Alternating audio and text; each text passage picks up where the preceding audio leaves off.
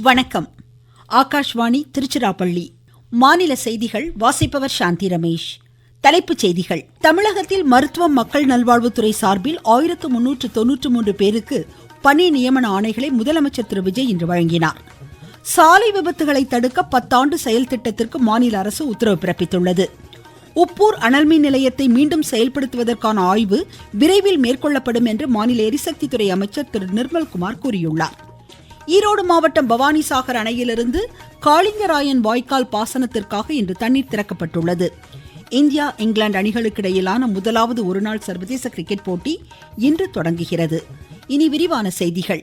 தமிழ்நாட்டில் மருத்துவம் மற்றும் மக்கள் நல்வாழ்வுத்துறை சார்பில் 751 உதவி மருத்துவ அலுவலர்கள் மற்றும் 1393 சுகாதார ஆய்வாளர்களுக்கு பணி நியமன ஆணைகளை முதலமைச்சர் திரு விஜய் இன்று வழங்கினார்.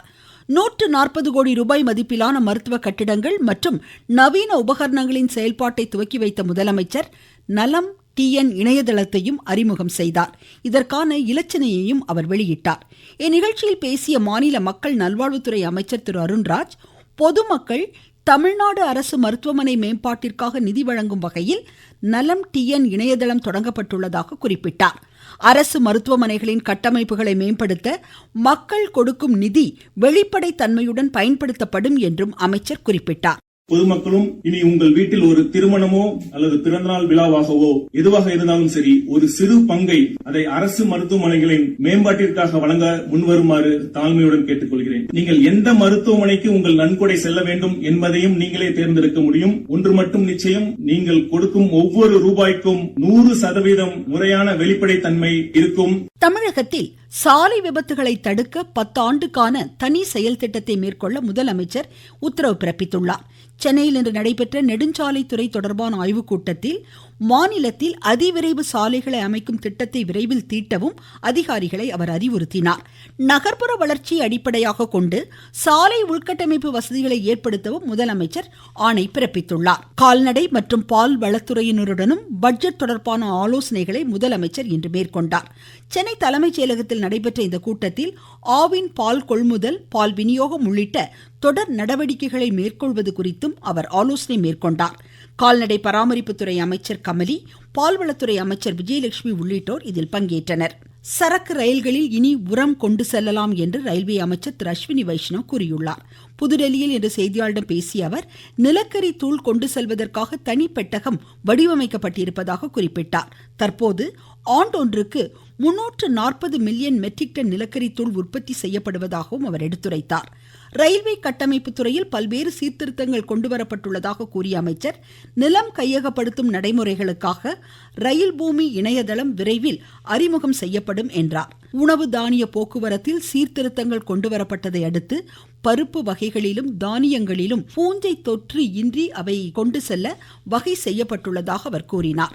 பிரதமரின் தொலைநோக்கு கனவே பாரத் டெக் சர்வதேச ஜவுளி கண்காட்சி என்று மத்திய ஜவுளித்துறை அமைச்சர் திரு கிரிராஜ் சிங் கூறியுள்ளார்.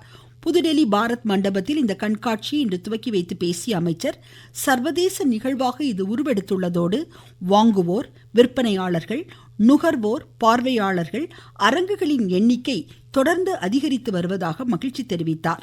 இந்த ஆண்டு 130 நாடுகளை சேர்ந்த வர்த்தகர்கள் இதில் பங்கேற்றிருப்பதாக அமைச்சர் எடுத்துரைத்தார்.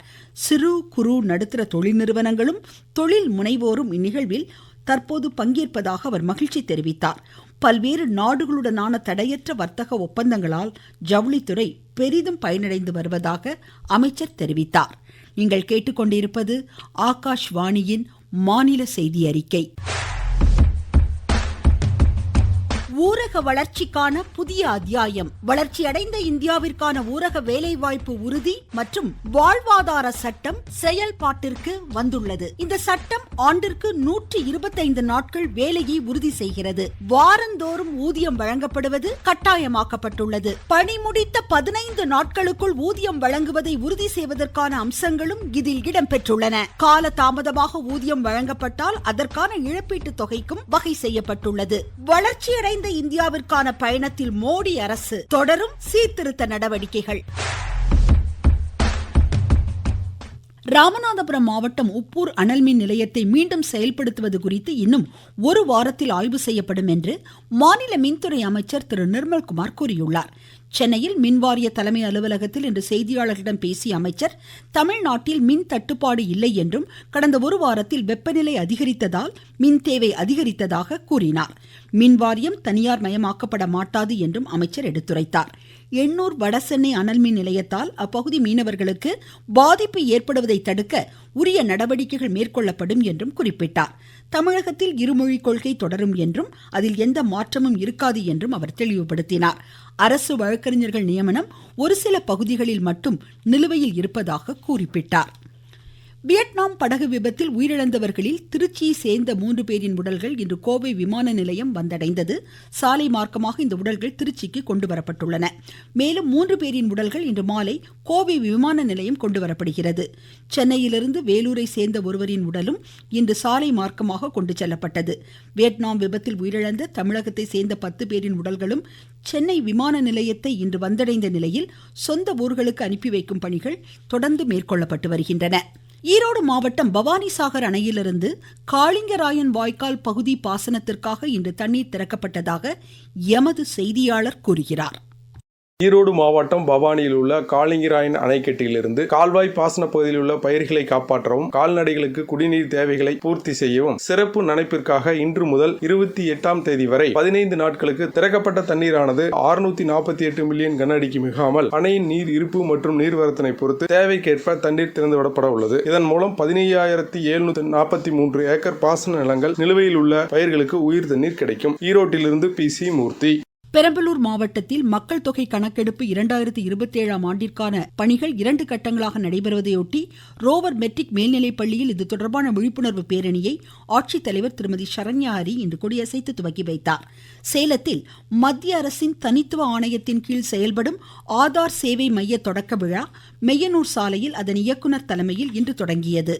கள்ளக்குறிச்சி மாவட்டத்தில் ஆதார் பதிவு சேவைகள் தொடர்பாக பொதுமக்களிடம் கூடுதல் கட்டணம் வசூலிக்கப்பட்டால் சம்பந்தப்பட்ட சேவை மையத்தின் மீது கடும் நடவடிக்கை எடுக்கப்படும் என்று ஆட்சித்தலைவர் திருமதி பத்மஜா எச்சரிக்கை விடுத்துள்ளார்.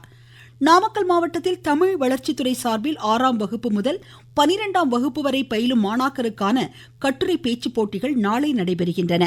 அரியலூர் மாவட்டத்தில் மக்கள் தொகை கணக்கெடுப்பு பணிகள் ஆகஸ்ட் 1ஆம் தேதி தொடங்க உள்ளதால் கணக்கெடுப்பு அலுவலர்களுக்கு முழு ஒத்துழைப்பை வழங்க ஆட்சித்தலைவர் திருமதி மிருணாளினி அறிவுறுத்தியுள்ளார். காஞ்சிபுரம் ஸ்ரீபெரும்புதூர் வட்டத்திலும் திருப்பூர் தாராபுரத்திலும் உங்களை தேடி உங்கள் ஊரில் திட்டத்தின் கீழ் நாளை பொதுமக்கள் கோரிக்கை மனுக்களை வழங்கலாம் என்று ஆட்சித்தலைவர்கள் கூறியுள்ளனர். உதகை மற்றும் சுற்றுப்புற 11 கிராமங்களை சேர்ந்த விவசாயிகள் கூட்டுறவு வங்கிகளில் பெற்ற பயிர்க்கடனை முழுமையாக தள்ளுபடி செய்ய வலியுறுத்தி கண்டன ஆர்ப்பாட்டத்தில் இன்று ஈடுபட்டனர். தும்மநட்டி, கப்பச்சி, கேந்துறை, மைனலை, மடித்துறை உள்ளிட்ட கிராமங்களை சேர்ந்த தேயிலை மற்றும் காய்கறி விவசாயிகள் 300க்கும் மேற்பட்டோர் இதில் பங்கேற்றனர். தஞ்சை அருள்மிகு பெருவுடையார் திருக்கோவிலில் நடைபெறும் ஆஷாட நவராத்திரி 10 நாள் திருவிழாவையொட்டி வாராகி அம்மனுக்கு இன்று மாலை மஞ்சள் அலங்காரம் நடைபெற உள்ளது. இதுகுறித்து எமது செய்தியாளர். உலக புகழ்பெற்ற தஞ்சாவூர் அருள்மிகு பெருவுடையார் திருக்கோவிலில் 10 நாட்கள் நடைபெறும் ஆஷாட நவராத்திரி விழாவில் நாள்தோறும் அம்மனுக்கு மாதுளை, வெண்ணெய், குங்குமம், மஞ்சள், சந்தனம் உள்ளிட்ட பல்வேறு சிறப்பு அலங்காரங்கள் நடைபெற உள்ளன. இன்று மாலை அம்மனுக்கு மஞ்சள் அலங்காரம் நடைபெற உள்ளது. விழாவின் இறுதி நாளான ஜூலை 23ஆம் தேதி வராகி அம்மனுக்கு புஷ்ப அலங்காரம் நடைபெற உள்ளது. தஞ்சாவூரில் இருந்து ஆர் நந்தகோபால். இந்தியா இங்கிலாந்து அணிகளுக்கிடையிலான முதலாவது ஒருநாள் சர்வதேச கிரிக்கெட் போட்டி பர்மிங்ஹாமில் இன்று பிற்பகல் 3:30 மணிக்கு தொடங்குகிறது.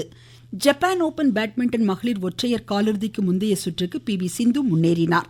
அமெரிக்க ஆர்லிங்டனில் FIFA உலகக்கோப்பை கால்பந்து போட்டியின் முதல் அரையிறுதி ஆட்டத்தில் பிரான்ஸ் ஸ்பெயினை நள்ளிரவு 12:30 மணிக்கு இன்று எதிர்கொள்கிறது. மீண்டும் தலைப்புச் செய்திகள்.